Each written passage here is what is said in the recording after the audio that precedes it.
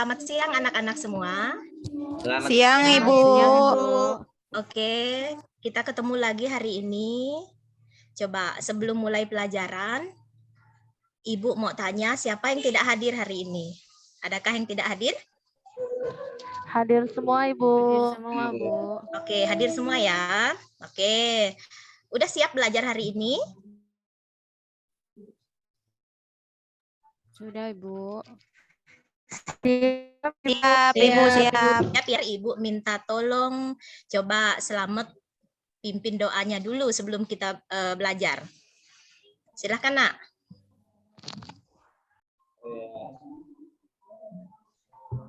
Mari teman-teman sebelum kita mengikuti pelajaran ini, karena nanti dalam mengikuti pelajaran di Tuhan, mari kita berdoa menurut agamanya. Kita mulai. Selesai. Oke, terima kasih. Selamat. Sekarang hari ini kita akan belajar tentang hak asasi manusia. Nah, coba sebelum lebih jauh kita bahas tentang materi kita. Pastinya semua udah pernah dengar dong tentang hak dan kewajiban. Pernah nggak dengar? Pernah, Ibu. Oke. Berbicara tentang hak asasi manusia tidak terlepas dari apa itu hak dan kewajiban dulu. Sekarang Ibu mau tanya sama Ayu. Yu, menurut kamu hak itu apa sih, Ayu?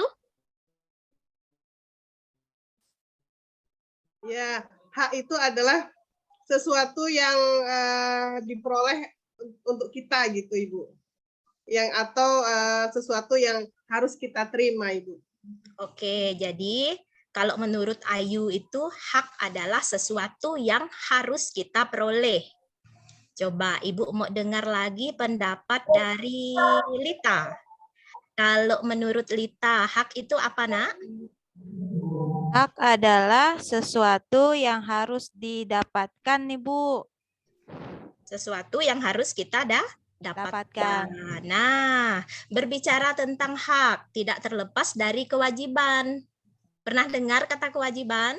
Pernah, Ya, Ibu. Pernah, Bu, Ibu. pernah. Sekarang Ibu mau dengar pendapatnya Titi. Coba Titi, kewajiban itu apa?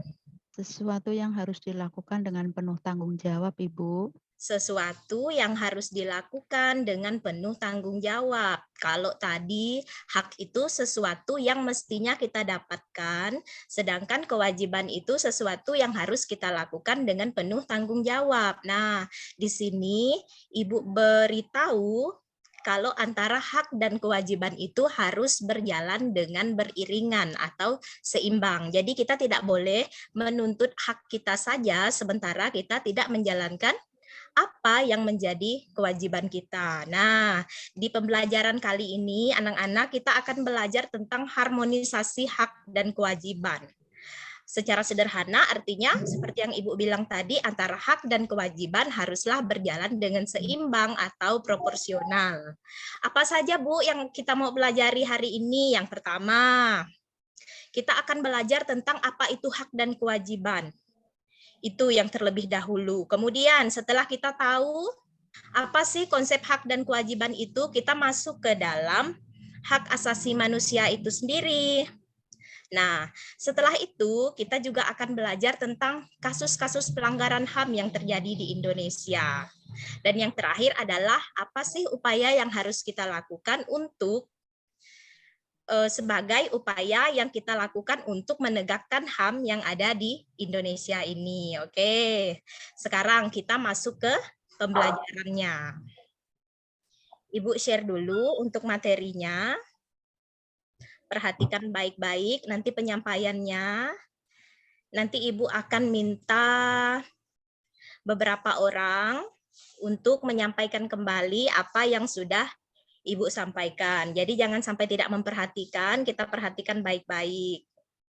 Oke, Ibu share dulu.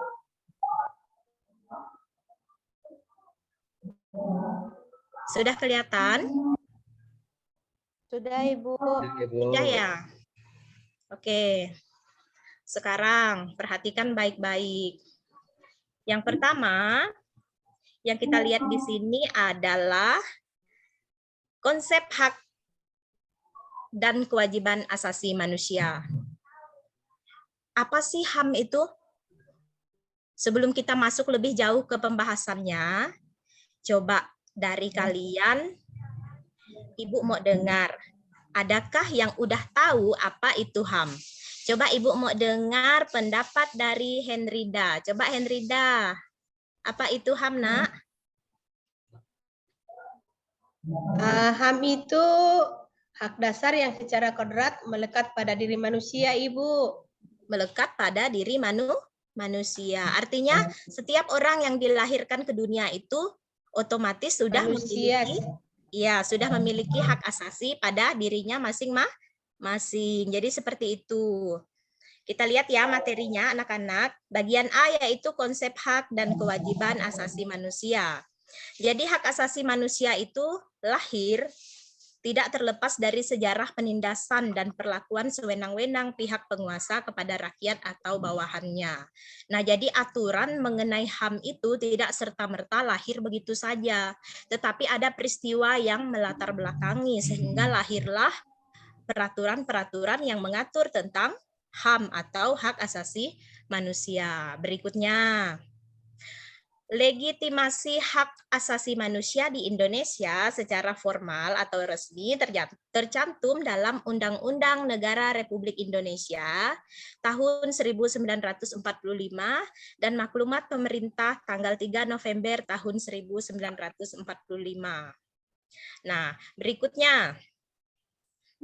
Pada periode 1945 sampai 1959, Indonesia ikut serta menandatangani dan mengesahkan atau meratifikasi dua konvensi hak asasi manusia yang bersifat internasional, yaitu Konvensi Geneva dan Konvensi tentang Hak Politik Perempuan.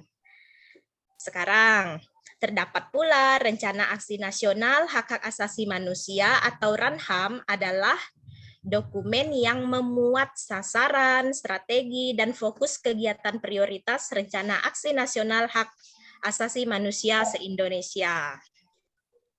Berikutnya.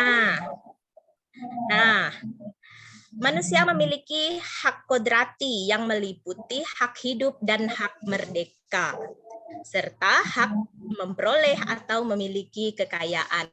Coba Ibu mau tanya sama Ida.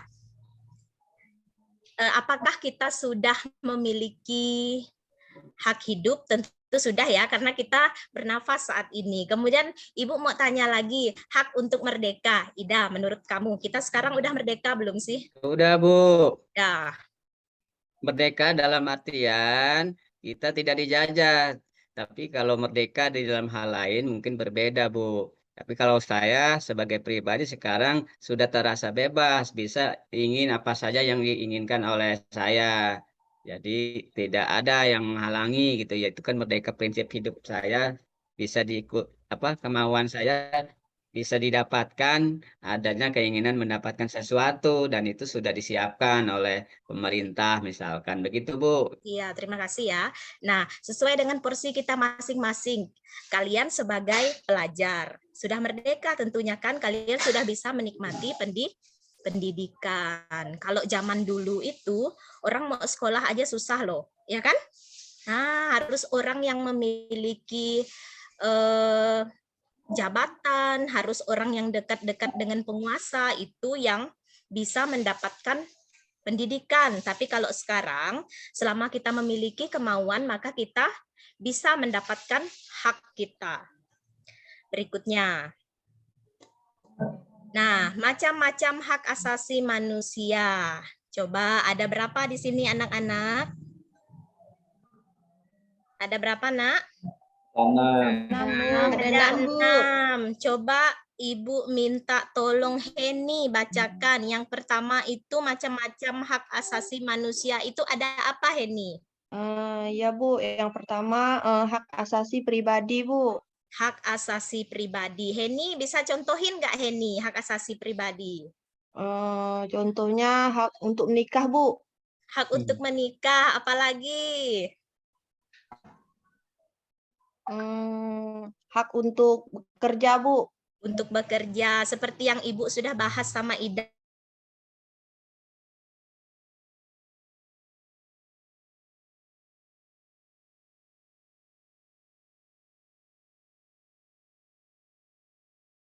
Hak yang sama di mata hukum. Begitu juga dengan sosial dan budaya. Jadi kita harus berinteraksi dengan orang-orang di sekitar kita. Jadi seperti itu. Berikutnya ada ciri khusus hak asasi manusia. Ada 4. Yang pertama itu hakiki. Yang kedua universal, yang ketiga permanen atau tidak dapat dicabut, dan yang keempat adalah tidak dapat dibagi. Hakiki itu artinya mendasar, hakikatnya. Jadi hak asasi manusia itu mendasar, seperti yang tadi temanmu bilang, begitu kita lahir, Hendrida tadi ya, begitu kita lahir otomatis kita sudah mempunyai hak asasi manusia pada diri kita masing-masing. Universal artinya menyeluruh, tidak ada sebagian-sebagian. Artinya utuh, penuh, kita miliki hak asasi manusia itu penuh pada diri kita masing-masing. Kemudian permanen atau tidak dapat dicabut. Kapan sih hak asasi manusia kita tuh hilang? Selamanya. Hak asasi itu ada pada diri kita, artinya tidak bisa dicabut. Kemudian tidak dapat dibagi.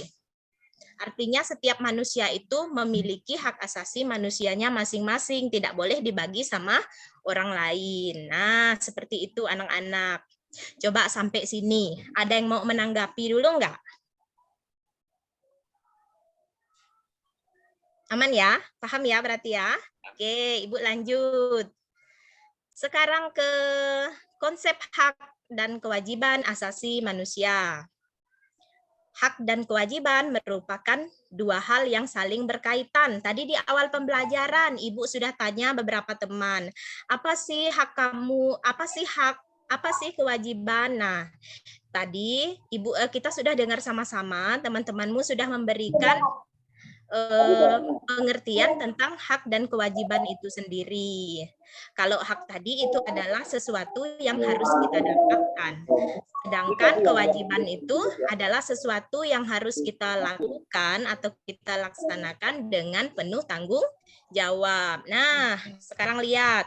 Contohnya, seorang pelajar akan mendapatkan haknya, yaitu ilmu pengetahuan, setelah dia menjalankan kewajibannya, yaitu belajar dengan sungguh-sungguh. Sekarang Dewi Ayu, Ibu mau tanya sama Dewi. Dewi udah melaksanakan kewajibannya belum sebagai seorang pelajar? Sudah, Ibu. Sudah. Nah, Dewi, Ibu tanya lagi, selain belajar dengan sungguh-sungguh, apa sih kewajiban Dewi sebagai seorang siswa? Kalau di sekolah ya belajar selain sungguh-sungguh ya mengerjakan PR, piket, mengerjakan ada tugas piket tuh. Jadi kita harus membersihkan kelas gitu. Oke. Itu aja. Satu contohnya ya, Bu. Sekarang Dewi udah melaksanakan kewajibannya dengan penuh tanggung jawab, yaitu belajar dengan sungguh-sungguh, kemudian melaksanakan piket dengan tanggung jawab. Dewi, kamu udah dapatkan hak kamu belum? Sudah. Apa sih hak Dewi? Ya haknya belajar dengan nyaman. Belajar dengan di kelas. Udah ya, artinya antara hak dan kewajiban itu haruslah proporsional atau seimbang. Seperti itu. Oke, terima kasih Dewi. Sekarang kita lanjut lagi. Sama-sama. Substansi hak dan kewajiban hak asasi manusia dalam Pancasila. Apa sih substansi itu? Substansi itu adalah inti atau isi pokok. Nah, kenapa ada substansi hak dan kewajiban hak asasi manusia dalam Pancasila, Ibu? Karena dalam menjalankan hak dan kewajiban itu haruslah selaras atau sesuai dengan aturan, yaitu nilai-nilai yang ada dalam Pancasila. Ada berapa sih Pancasila itu? Yu, ada berapa Pancasila, Ayu? Ada 5, Ibu. Ada 5. Coba yang pertama apa, Yu? Satu, ketuhanan yang Maha Esa. Dua, kemanusiaan yang adil dan beradab. Tiga, persatuan Indonesia. Empat, kerakyatan yang dipimpin oleh hikmat kebijaksanaan dalam permusyawaratan perwakilan. Yang kelima, keadilan sosial bagi seluruh rakyat Indonesia. Benar sekali. Aplaus untuk Ayu. Terima kasih Ayu. Nah, teman-teman tadi udah dengar. Ada 5 isi dari Pancasila yang sudah teman kita sebutkan. Nah, sekarang Ibu lanjut lagi materinya. Sebagai ideologi negara, Pancasila mengandung nilai-nilai, yaitu nilai dasar, nilai instrumental, dan nilai praksis. Nah, sebutkan tadi. Jadi kita harus mengetahui apa sih substansi dari hak asasi manusia itu sendiri. Berikutnya, setelah nilai dasar ada juga nilai instrumental. Umumnya berbentuk peraturan, mulai dari undang-undang hingga peraturan daerah. Jadi ada undang-undang yang mengatur tentang pelaksanaan hak dan kewajiban di Indonesia. Kemudian, setelah nilai instrumental dan nilai dasar, ada nilai praksis, yaitu terwujud pada penerapan nilai-nilai Pancasila baik secara tertulis maupun tidak tertulis. Seperti itu.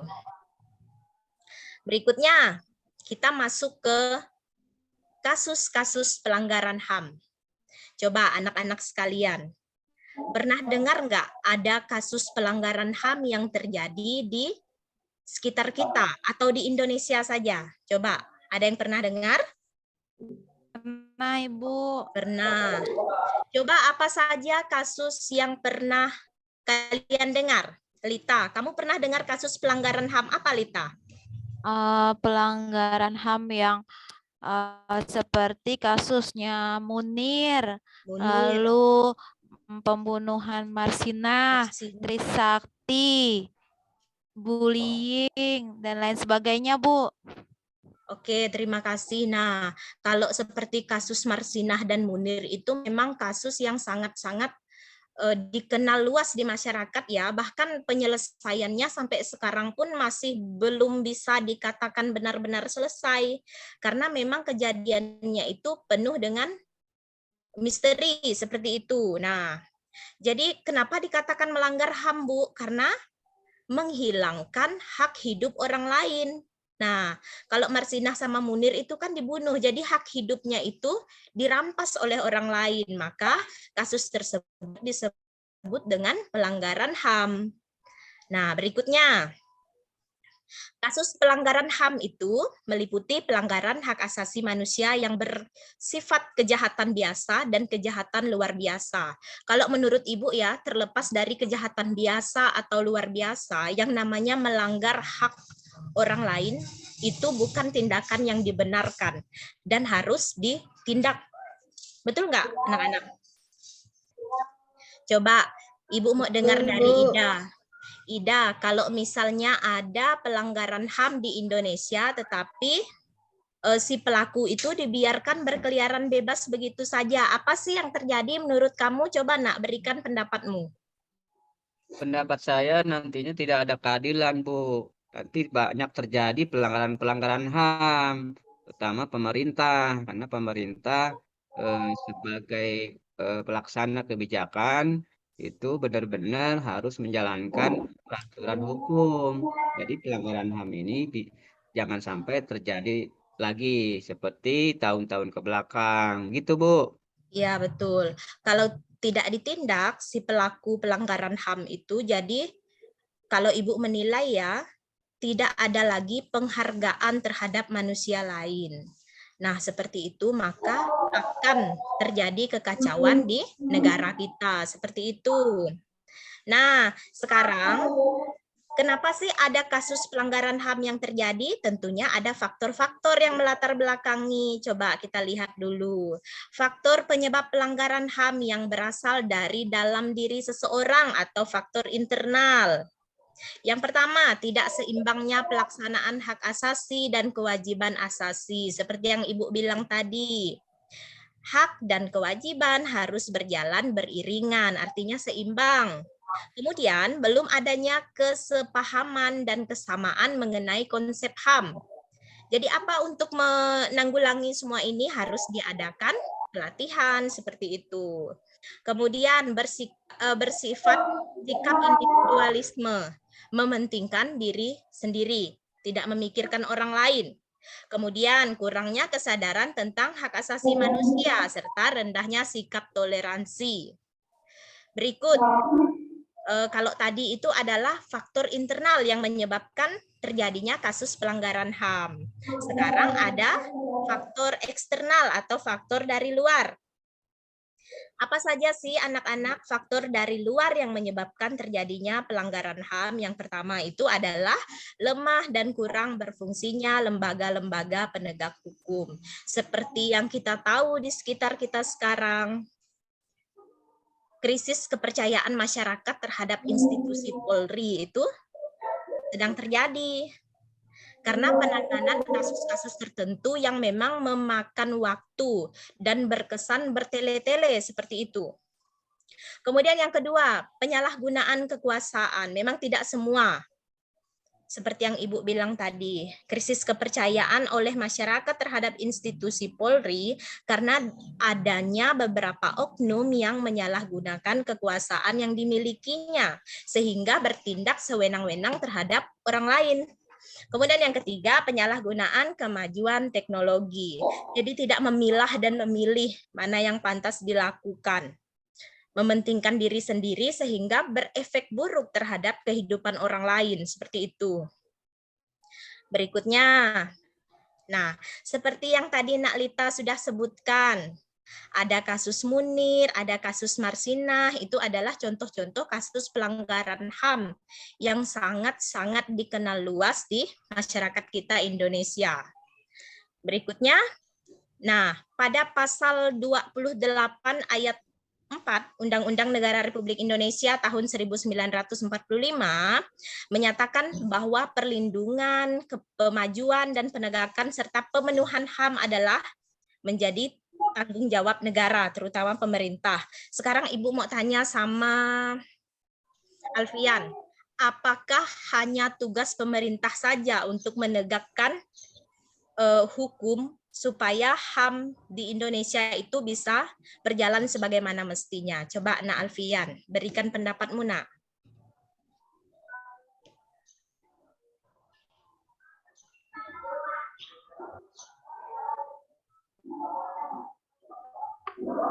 Atau Rusman?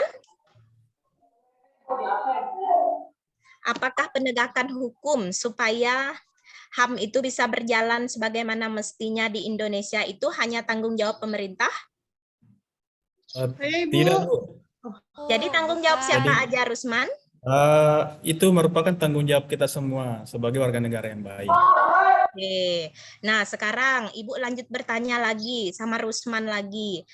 Rusman bilang kalau penegakan HAM di Indonesia itu menjadi tanggung jawab kita semua, tidak hanya pemerintah.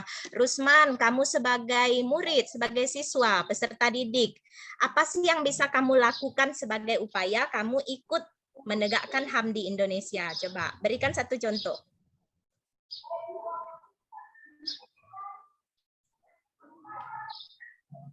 Apa Nak? Sederhana saja ya, seperti yang Ibu bilang di depan tadi. Jadi, sebagai salah satu upaya kamu sebagai siswa untuk ikut menegakkan HAM, yaitu dengan menjalankan hak dan kewajiban secara seimbang. Nah, seperti itu. Sekarang, sampai di sini. Ada yang mau ditanyakan nggak? Kalau tidak ada yang ditanyakan, Ibu akan membentuk kalian dalam 3 kelompok. Paham ya berarti ya? Oke, sekarang Ibu bagi dalam 3 kelompok. Coba kelompok 1, Muhammad Ida, Titi, Hendrida, dan Heni. Itu masuk dalam kelompok 1 ya Nak. Nanti duduknya langsung mengelompok, langsung berdiskusi. Nanti Ibu akan berikan tugas kepada kalian. Kemudian untuk yang kedua, kelompok kedua, Rusman, Lita, Ari sama Dewi.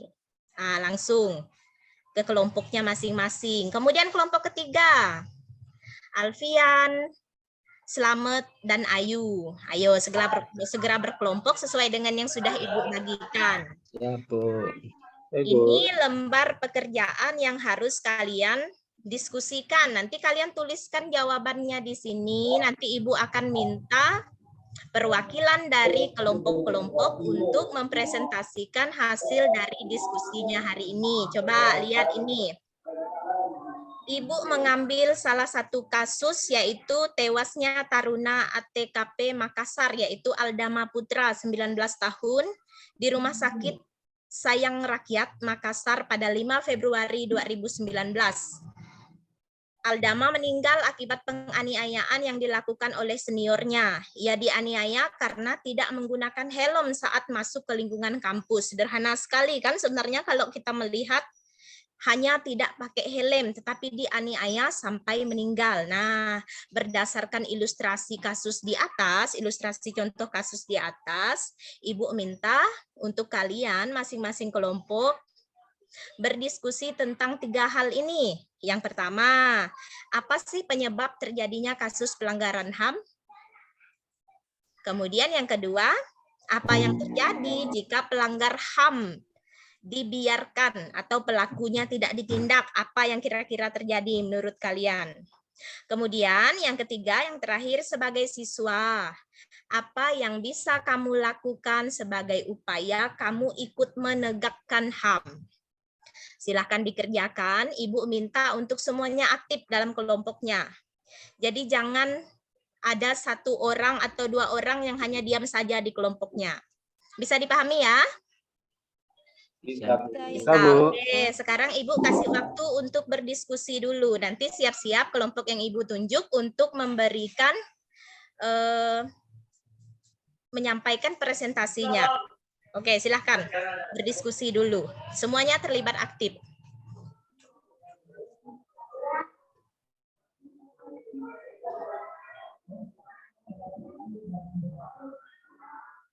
Sudah ya?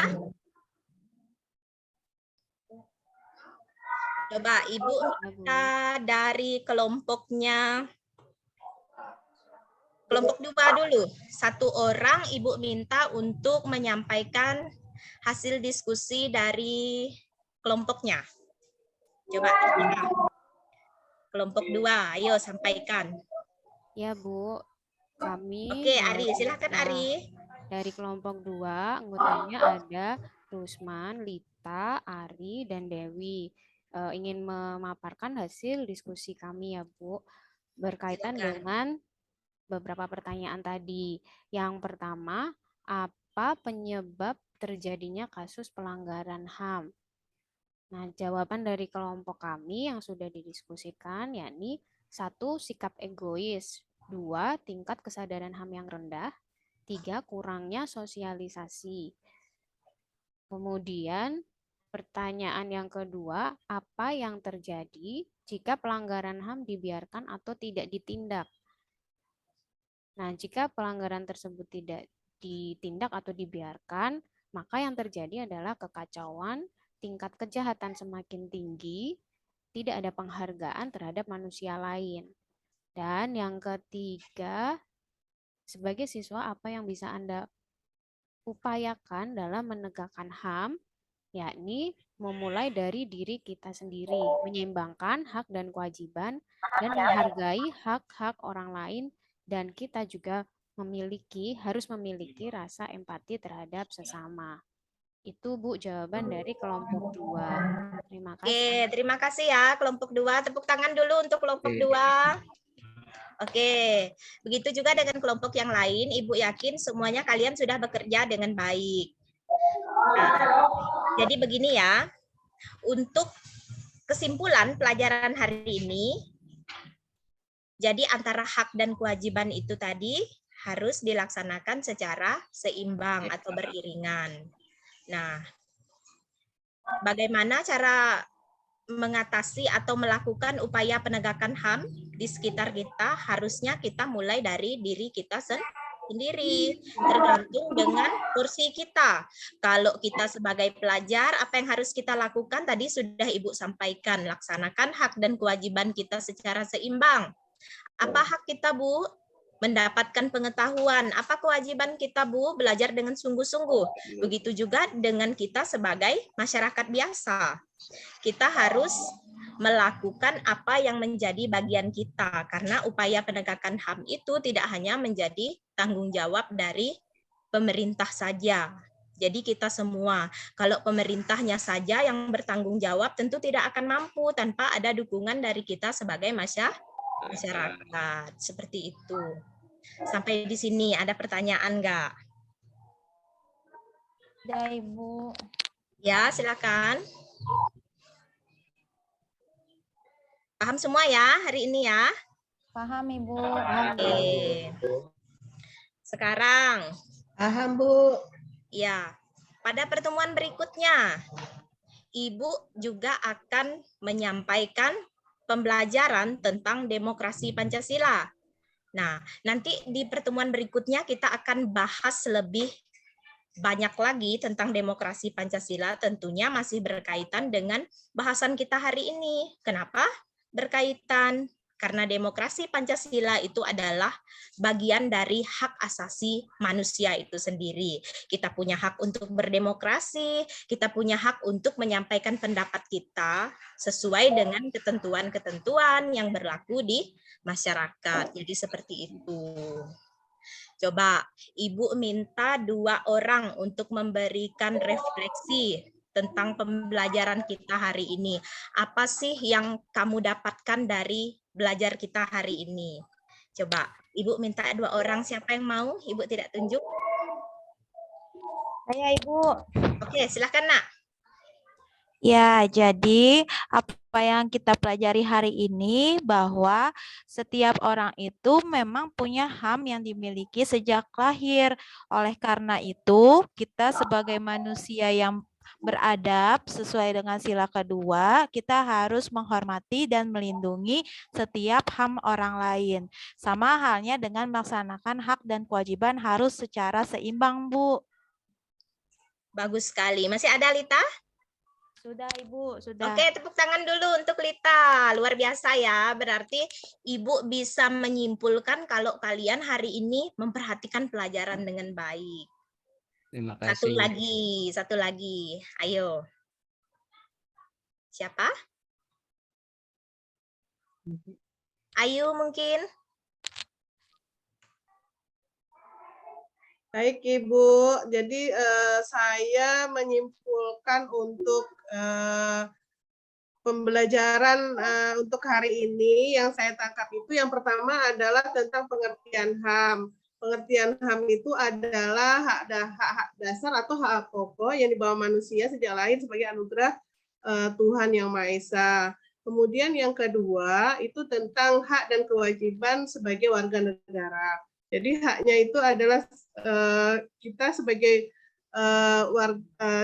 sebagai warga negara, ya terutama kita sebagai siswa di sekolah itu mendapatkan hak kita itu yang pertama mendapatkan ilmu, kemudian mendapatkan rasa nyaman di sekolah, kemudian untuk kewajiban kita sebagai siswa yaitu belajar dengan baik di sekolah, Ibu. Oke, cukup ya Yu, terima kasih ya. Nah, sekali lagi Ibu berikan penghargaan kepada kalian semua karena bisa mengikuti pelajaran dengan baik. Terbukti dari kalian bisa memberikan umpan balik terhadap pembelajaran yang Ibu sampaikan hari ini. Sekali lagi Ibu tekankan, kita sesuai dengan porsi masing-masing ikut menegakkan HAM di Indonesia. Seperti itu. Dengan cara apa tadi? Menyeimbangkan antara hak dan kewajiban kita masing-masing. Oke. Selesai ya pembelajaran hari ini. Sampai jumpa di pertemuan berikutnya. Kita belajar tentang apa tadi? Demokrasi. Berkaitan dengan HAM karena demokrasi merupakan salah satu hak kita. Hak apa? Untuk memberikan pendapat sesuai dengan ketentuan yang berlaku. Sekali lagi terima kasih untuk hari ini. Sehat-sehat selalu. Tugas individunya jangan lupa dikerjakan. nanti Ibu akan bagikan, kerjakan di rumah, dan untuk minggu depan kita akan kumpulkan. Untuk Baik, mengakhiri Ibu. pertemuan kita hari ini, Ibu minta selamat. Ayo berdoa lagi, Nak. Marilah kita tutup pembelajaran hari ini dengan berdoa dengan punya masing-masing. Berdoa mulai. Selesai. Terima kasih semuanya.